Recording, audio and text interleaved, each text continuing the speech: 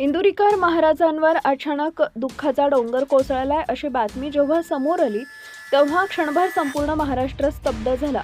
कारण ज्या माणसानं आयुष्यभर हसत हसत समाजाला आरसा दाखवला, जो माणूस व्यासपीठावर उभा राहून आपल्या विनोदी शैलीतून लोकांच्या डोळ्यात अंजन घालायचा, तोच माणूस आज गंभीर आजाराशी झुंज देतोय. ही गोष्ट कुणालाही पचनी पडणारी नव्हती. इंदुरीकर महाराज म्हणाले, कीर्तन असो किंवा समाज प्रबोधन असो, लोक 20 ते 25 किलोमीटर प्रवास करून त्यांचे कीर्तन ऐकायला येतात. यूट्यूबवर त्यांचे व्हिडिओ कोट्यवधी लोक पाहतात. हसत खेळत समाजाला शिकवून देणारे महाराज कधी स्वतःच्या दुःखाबद्दल बोललेच नाही. पण यावेळी त्यांनी स्वतः मंचावर उभं राहून सांगितलंय की ते ऐकून लोकांच्या काळजाला चटका बसला. कारण महाराज म्हणाले की मी एका मोठ्या आजाराशी झुंज देतोय, म्हणजे माझी मृत्यूशी झुंज आहे. हे शब्द जेव्हा त्यांच्या तोंडून बाहेर पडले तेव्हा समोर बसलेले हजारो भक्त यांची सुरुवात झाली होती.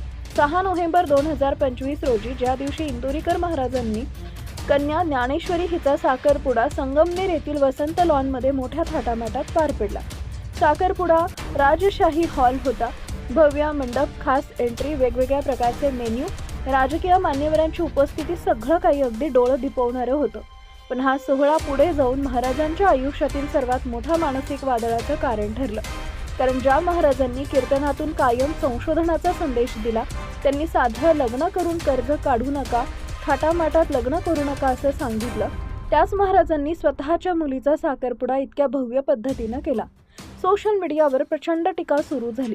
काही लोकांनी प्रश्न विचारले, काही लोकांनी टोमणे मारले, तर काहींनी अगदी खालच्या पातळीवर जाऊन टीका केली. इतकंच नाही तर महाराजांच्या मुलींच्या कपड्यावर त्यांचा व्हिडिओही बनवण्यात आला. चुकीच्या पद्धतीनं ट्रोलिंग केलं. हे सगळं पाहून एक बाप म्हणून, एक माणूस म्हणून महाराज हातून तुटत गेले. पण तरीही त्यांनी तेव्हा काहीही बोलणं टाळलं. हसत कीर्तन केलं, समाजाला समजावलं. पण आता मध्ये दुखावले गेलेले त्यांचे सगळ्या टीकेनंतर काही दिवसांनी इंदुरीकर महाराजांनी कीर्तनातून स्पष्टीकरण दिलं. मी साध्या लग्नाचा संदेश गरिबांसाठी दिला होता. ज्यांच्याकडे पैसे नाहीत त्यांनी कर्ज काढून मोठे सोहळे करू नयेत असं मी म्हटलं होतं. ज्यांच्याकडे क्षमता आहे त्यांनी काय करावं हे मी ठरवलेलं नाहीये. पण सोशल मीडियावर ही गोष्ट वेगळ्या पद्धतीनं मांडली गेली आणि त्यातून महाराजांच्या टीकेची झोड उठली. महिनाभर हे सगळं सुरू होतं आणि याच काळामध्ये महाराजांच्या मनावर प्रचंड ताण आला. नाशिकमधील एका कीर्तनात त्यांनी पहिल्यांदा उघडपणे सांगितलं की मला हृदयाचा त्रास आहे. माझ्या हृदयाच्या एका बाजूला सूज आली आहे, माझ्या बरगड्यांवरही परिणाम झालाय. त्यांनी मोठ्या विनोदात सांगितलं, पण शब्दाच्या मागचं वास्तव्य भयंकर होतं. ते पुढे म्हणाले की मला कधीही अटॅक येऊ शकतो, मी कधीही जाऊ शकतो, माझा जय हरी विठ्ठल कधीही होऊ शकतो. हे ऐकून क्षणभर शांतता पसरली. हजारो लोक स्तब्ध झाले.